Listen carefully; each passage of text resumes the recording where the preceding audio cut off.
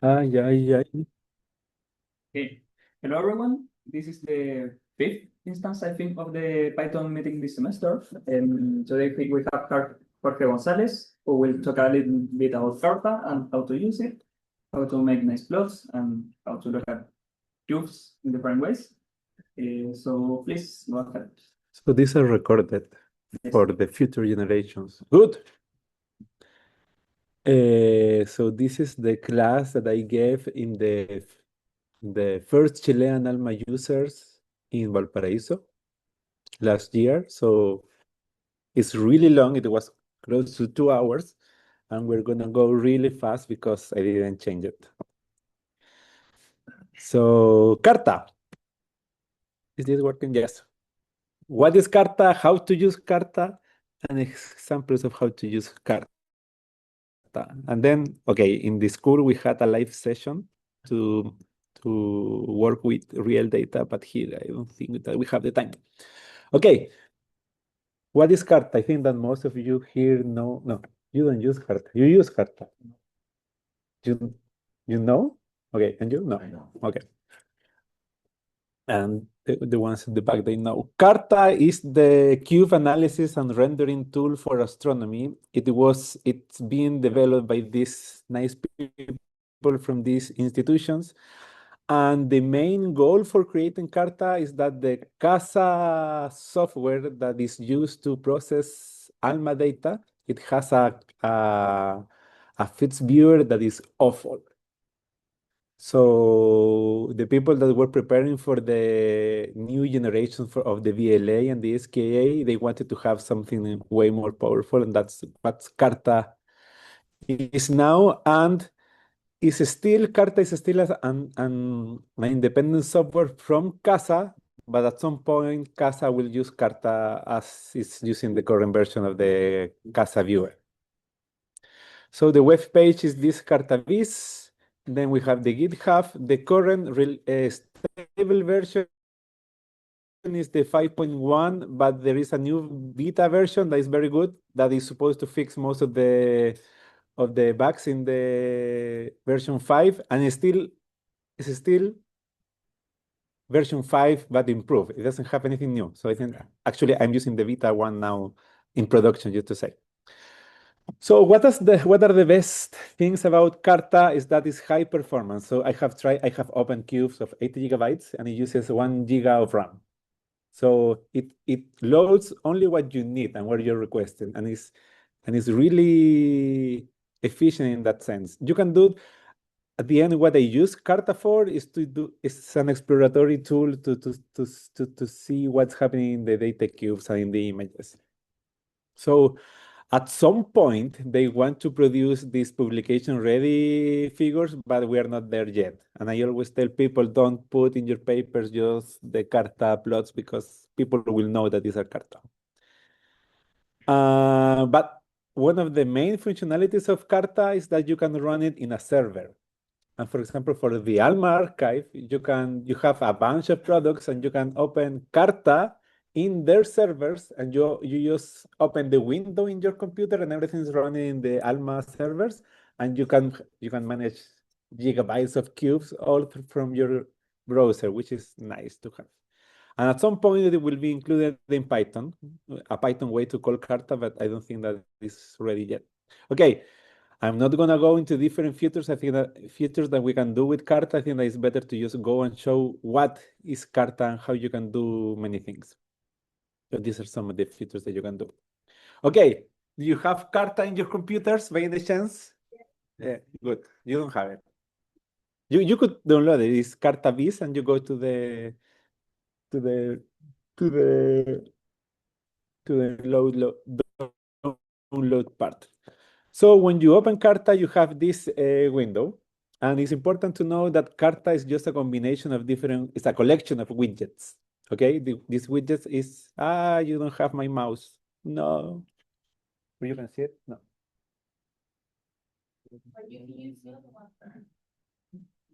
The other one? No, it's gonna be awful. Okay. For some, what is it? How do I do it? Control remoto? No. Where is it? Ahí abajo. Ahora desapareció el mouse, derechamente.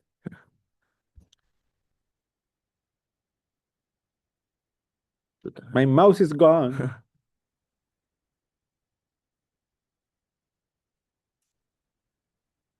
Anotar. Mhm. No, pero no anotar esto. A ver, ¿cómo es? Okay, let me see if you can see it now. We can. No, Now it it's gone. disappears. Okay, yeah, doesn't matter. Thanks. What about that? Over there. You will share your entire screen instead of the application. Sí, ese. Ese circulito ahí. How do I reach the...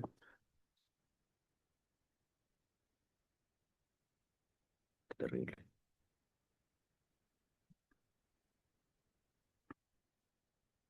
Y seleccionar el puntito. Bueno, hacer cualquiera. ¿No? No, Ok. okay. It's impossible. This doesn't happen with Teams.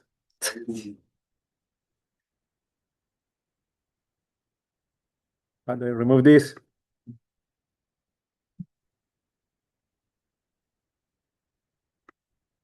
Now it's gone. Okay.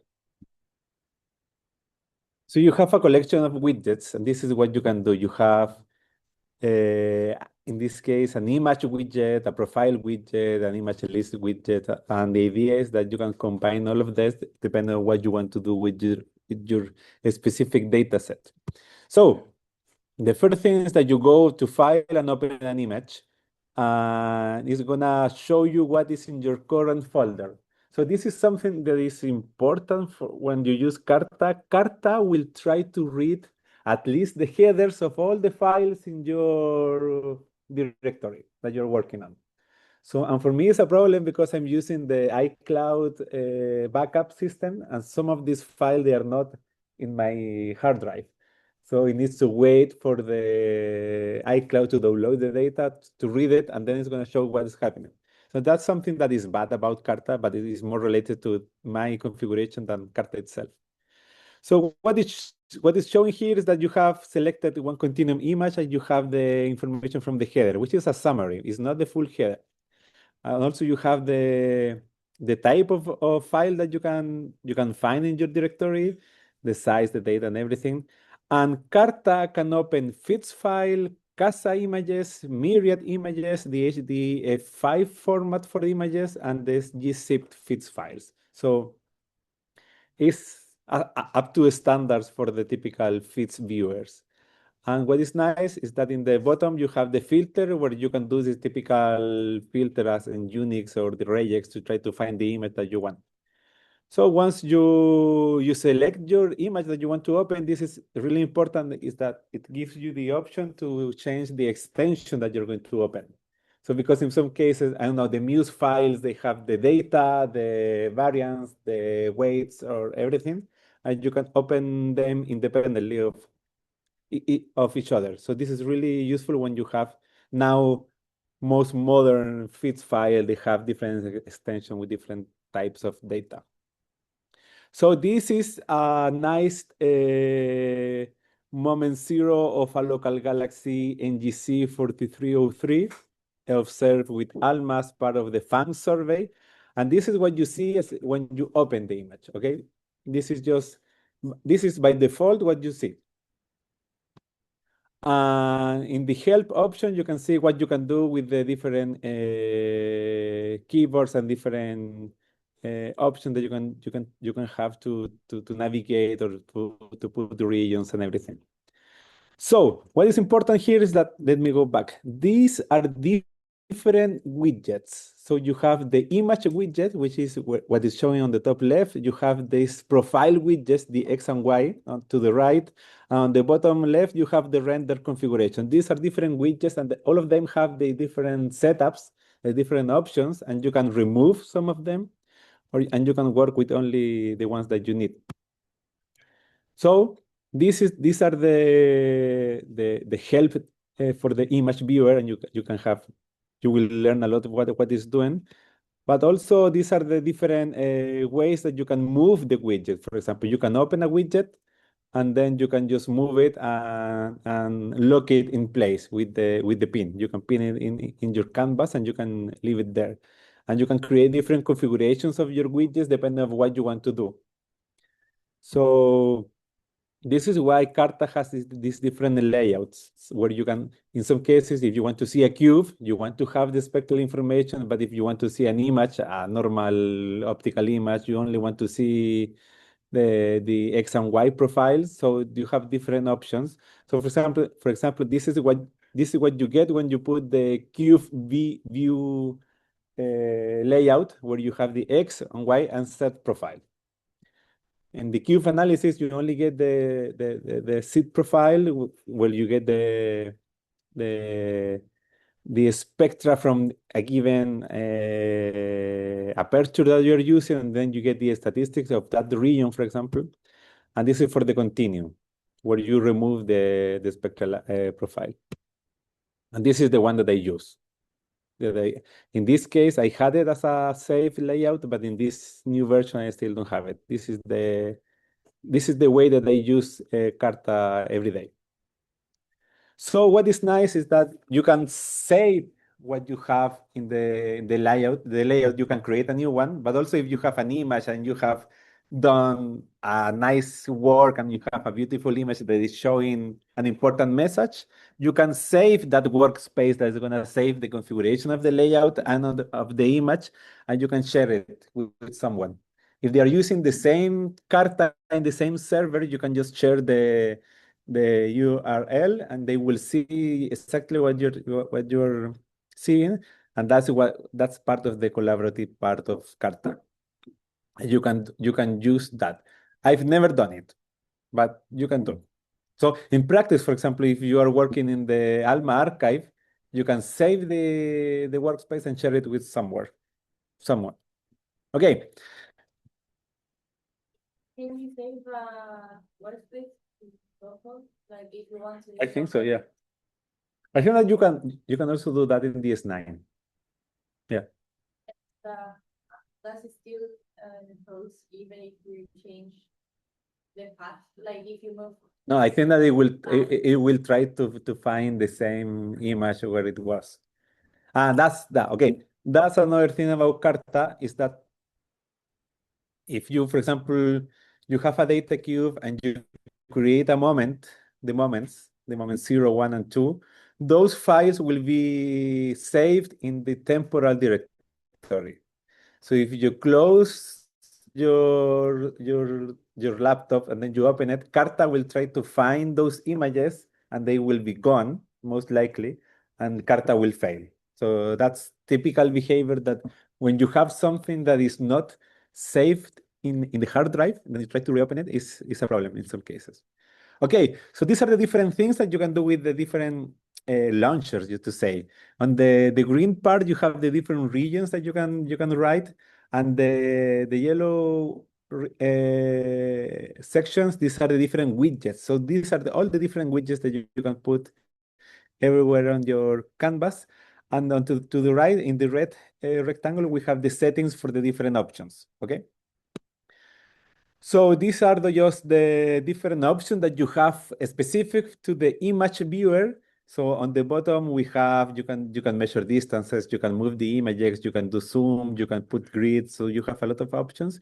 And if you go to the option next to the help to the question mark, you will have the option to change the colors and how many panels you can put. So these are the different options of that widget that you can do. And something nice is that you can append images. So this is typical. I mean, in QFit's view, can you append images? You use, yeah, but it's not obvious. You can multiple images, but not work on both at the same time. Yeah, different buffers or something like that. Yeah. And this 9 you can. You open a new frame, right? Here you just append the image, and it's gonna appear like this. So this is To the left, we have the moment 0, which is the total integrated flux for the line. And on the right, we have the moment 1, which is a view of the velocity distribution of this nice rotating galaxy. What is important is that if you have multiple images, you can start doing this WCS matching, where they're going to be, this is what you do in DS9, when you lock WCS between two different images. So you move one and it's going to move the other one. So they're going to be at the same projection on the sky. This is useful if you want to do analysis on different images at the same time. And you can open as many as you want. And you can unlock all of them. You can do it especially. I don't have the mouse. You can do it especially with the X and Y. So the ones with the black contours, these are the reference. So anytime that you append a new image, they're going to be matched to the reference, which is the first one that you opened. And then you can do different matching. You can do it in velocity, in the spectral axis, or you can do it with the raster in R. So they have the same colors, the same scaling, and the same ranges across all the different images. That's something that you can do. What else? There is this option that you can get information with the mouse cursor from the different images at the same time. Okay, this is just an option. And what is nice is that you have a lot of control of how the images will look, because you have the render configuration widget. And this by default will provide a histogram of all the pixels in your current image, okay? And it's gonna do the typical, I think that it defaults to 99.95% every time that you open an image. And for a data cube, it's doing it channel by channel. So it's doing the processing really fast. And you can change the scaling, you can change the from linear to log scale, you can change the color map, you can invert it. So you have a lot of things you can do here. And it has the same functionality or even more than in DS9, where you can just move the second button in the mouse, and you can change the contrast. Here you can move that point. It's doing the same. What else? You have different profiles. You can do it in a special profile. There is a widget for that. And for example, here is if I want to see the profile in the spiral arm, you can create a region with this position, and you will get the profile. So this is kind of analysis that you can do with different profiles. And this is the one that I like, that I use a lot. This is the spectral profile, the SEF profile or C profile, where you create an aperture, and it's gonna read the data cube, and it's gonna give you the spectrum in that aperture with the proper units, if they are stored in the header. And you can change, for example, now it's showing the mean value of the pixels within the aperture, but you can change it, for example, to flux density or several options. So this is useful if you want to do, for example, you want to work with Muse data or ALMA data cubes. And here there is another widget, which is the animator, that you can just go channel by channel, and actually you can just press play, and it's gonna go smoothly across all the channels, and it's really nice to see what's happening, and it's doing it all by itself. Okay, you have a lot of regions, options. You have the typical polygons. You can create a random figure if you want, and you have this widget, which is the statistics. That's going to give you all the statistics in a specific region. So this is useful, for example, if you want to measure the RMS in your image, you just put a region as a reference for the background, you will get the RMS. Or if you want to measure the flux density, you can also get that information. But for the flux density, I think that it needs to know if in the header there is a beam, or it's just an information per pixel. Okay. What else? You can also add text. So you can make a nice figure at some point that you can put in a paper, but we're not there yet. Okay, so the projection handling is supposed to work for the first image that you load. That's gonna be the reference. So because I don't know if you know, but all different software can try to reproject the sky on a flat screen have problems doing the different projections. So when you open, even in DS9, if you open large images from different cameras, so they're gonna be matched in the center of the image. If you go to the outside, then you're gonna start to see the difference, and that's only DS9 having issues with the projections. In this case, it's the same. So the reference is the first image, and if you go far away, there are gonna be some problems, but what is nice is that the regions, they are properly handled. So that's, if you can put different projections and everything. So this is something that you need to be aware that in some cases, some offset that can appear in the images if you're doing blinking, but that's mainly because of the software not handling the projection properly. It's not, hopefully it's not a problem with the image.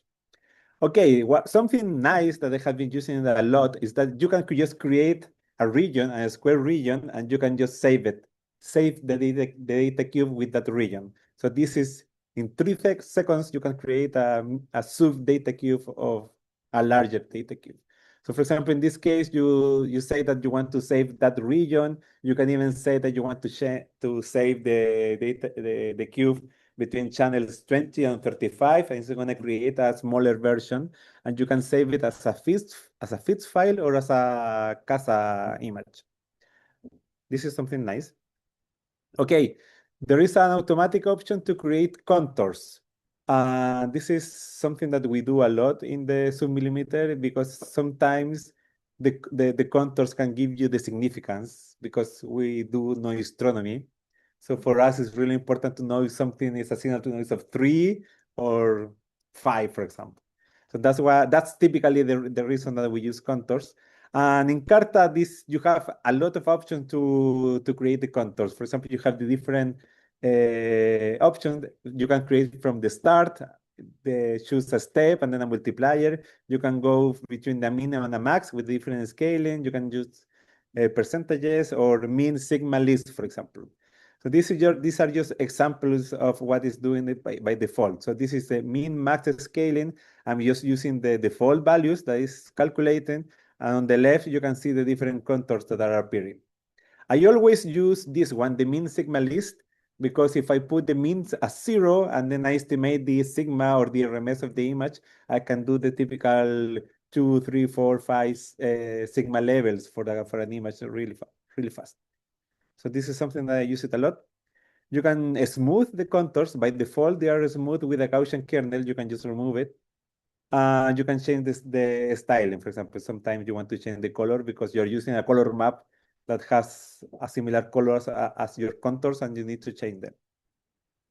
Okay, so this is important, is that if you create the contours for one image, you can put them on top of all the other images that you have matched in X and Y. This is something that's really useful if you want to see where that emission is falling on top of the different emission, for example. And for that, you control what contours will appear with this button. You can put it in green or off, and then those contours will appear. So you can create contours for all the different images and only show one, for example, at a time. What else? These are just the different configuration for the image list that you can change the rest frequency individually for each image. This is something that is important. For example, when you're doing the spectrum, because here by default is showing me the x-axis in frequency, but maybe you want to see it in angstroms or in velocity, and for that you need the information of what is your rest frequency. And these are the different options for the different units that you can put a spectrum. You can go from radio velocity up to vacuum wavelength or air wavelength or channel. And this is all these transformations are done automatically by CARTA. And you can change the units because this was done for ALMA. You typically have the beam units. So Janskis per beam is the default in most cases. But for example, the James Webb data comes in mega Janskis per radian. I think that it will read it properly. It's doing all the transformation automatically. And you can change the system for the velocity, the reference. So these are the different use styling for the profile. You can do a smoothing of your profile if you need it. You can apply a binning or a Gaussian kernel. You can do a Gaussian fitting out really fast. So this is something that a lot of people use just to have an idea of how wide is how broad is your line. And this is just a first order fit. So only use these fits for exploration. Never quote these full width hat maximums or the errors because they are not handling the errors properly because they are not measuring the errors. So this is just to have an idea, but still you have the flexibility to put different components, and this is done in 3 seconds. You can have an idea of how broad are the different components and everything. What else? You can create the moments. So this is typically when you have a data cube that you have the 3 dimensions and you want to decrease one level and put the information in a 2D image. Those are the moments. You can create the moments here in CARTA, and CARTA is calling to the in-moments function within CASA. Okay? You don't need to have CASA installed, but it has the same function in CARTA already. And you can create the 12 typical moments that you typically see. I mean, typically we see the -1, which is the default that we have in all the images. Just so you know, all the continuum images, the optical images, they are by default a -1 moment. Moment 0 is the integrated in the spectrum. The moment 1 is the intensity weighted coordinate, the center of mass of the velocity, and the second one is the dispersion across the spectra. And you have a lot of different options. In some cases, I have used the number 8 and the number 9. Sometimes it's useful to have that. And what else? There is a functionality to open a splatalog, which is a reference with a lot of different emission lines and absorption lines with different wavelengths, and you can do a query and put them on top of your spectrum. Something that we can also do is a position velocity diagram. So for those that are doing kinematics, you want to put, okay, this is the major axis of my rotating disk, and I want to have an idea of what is the rotation curve. For example, you can do a position velocity diagram. There are the different options, and this is what you see in the preview for this galaxy. And this is the final image that you can see that it flattens because of the dark matter distribution. For this, you need to create a region, which is just a line, and then use that line as the PV cut, and it's going to create the position velocity diagram really fast in some cases. Okay, what else? You can you can use a region and do a 2D fitting of your source. This is typically if you want to have an idea how extended is the source. But because CARTA is not designed to do a fitting, by default is only fitting a 2D Gaussian. So this is just to have an idea of how large is an object. And these are the outputs. This is just the fit of what you see in the image. So it's not doing any deconvolution, any intrinsic size. No, this is a Gaussian in 2D. And you can get the model and the residuals, and you can get these images as new images, and you can see them and scale them properly. What else? You have the catalog tool. You can just do a query or import a catalog, and you can put them on top of your image. It's going to handle the same DS9 regions, for example. That's something that you can use, and the different catalogs in the same way as in DS9. What else? We have a new functionality in the version 5 that you can create these channel maps. So there is this option for the channel maps, and by default, it's gonna open different channels, and you can configure what you want to see. But it's useful, for example, if you want to see how a galaxy is moving for different velocities at the same time. What else? Something cool is that you can do multicolor blending. This is something that you can do in DS9, and you can now also do it in CARTA. Here I'm just opening. I have the CO221 ALMA observations, the different moments, and I'm loading different images from MIRI, from the same galaxy. So this is what I'm here. This is a color image of the galaxy using the MIRI data. Okay, so you start the multicolor blending. The multicolor blending will create this new setup on the bottom left, which is the render configuration. And you can assign different images to different color channels, okay? And you can change the scaling individually of the different channels, and it can create something that in some cases can be useful. In this case, I don't remember what I put in different colors, but these are the PAHs emission lines. And some of the colors might be showing something that is hot. I don't remember what was the order.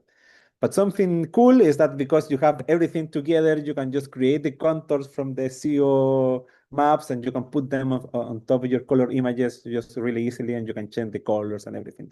I really don't know if there is a problem with the astrometry in this data set because some of the CO emission is offset from the bright stuff in the images. So I don't know what's happening here. And what is nice is that here, nothing is stopping you from adding colors. So we typically have the 3 colors, but now I'm adding the CO221 map as a magenta color.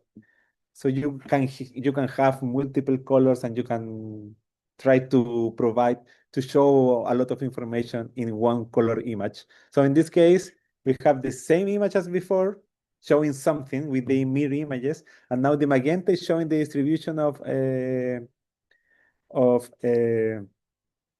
molecular gas. 4 minutes. Okay, I'm finishing.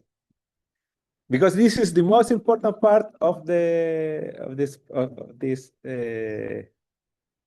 lecture, just to say. This is an example of how I use CARTA. Now I'm moving away from galaxies and going to a protoplanetary disk. This is one of the disks that Vivi was working on. This is the large program. I don't remember what it was. And this is what you see when you open the image. And you see, if you do a zoom in, this is what you see. Okay? There is a bright object on the center, but you don't have any information of what's happening in the middle. So one way to do it is just to change the scaling. And now you go to 100%, and the peak is the brightest part. But then the problem with this is that you lost all the information about the background. In some cases, it's good to have the reference as the background to have an idea what's the noise. So this is what I do, something that is called Jorge Lizar. Everyone should know what Jorge Lizar is, Jorge Lies in English. So this is what I do to have information of both the noise and the structure of the emission at the same time. So the first thing that I do is that I use the clip mean value as a reference for the clip max, because by default is doing like a 2 sigma level in the negative, which should only be noise. And then if you do the same in the positive, and you use a divergent color map, something that the white level is the 0, that is showing is less bright, just to say, you have a good idea what's happening with the noise. But you lost what's happening in the central source. And for that, you need to add the contours. So you measure the RMS in the background and you add the contours with CARTA, for example. And here I'm doing the mean sigma list. I define that the 0 is going to be the reference and the sigma is the RMS that I measure in the image. I mean, and I'm doing the contours in the 2, 4, 8, 16, and so on. And now you have a good idea what's happening in the central part, and also you have an idea what's happening with the noise reference. Because I don't know if you can see that there is a weird pattern in the noise around here. I don't know if this is a problem with the cleaning or something else, but that's what you can see if you're seeing both the noise and the main structure at the same time. You don't see it? Yeah, I see. Yeah. So you can. So there are these different patterns. I think that this is produced by the cleaning. And these sources, they are too bright. Any problem with the calibration will appear. Yes. And this is just an example of where you can do a 2D fit of a source. And you can see the residual, and it's obviously not a 2D Gaussian because this is a protoplanetary disk that is really bright in the set there because of the star. And what else do I have? Okay. I don't know if I have the time. A minute. Okay. So what is nice, the best use of CARTA is that actually you can work with ALMA data, Muse data, HST data, James Webb data, any imaging, any IFU at the same time. And you can load everything in the same session and you can work with different data sets at the same time. And so before coming here, I was just playing with all the data queues that I have, and it was close to 100 gigabytes in data sets loaded into the CARTA, and it was using only 1 gigabyte of RAM because it's only loading what it needs. So in some cases, so you make a new aperture, and it's going to take 1 second to only read that information from that spaxer, for example. That's what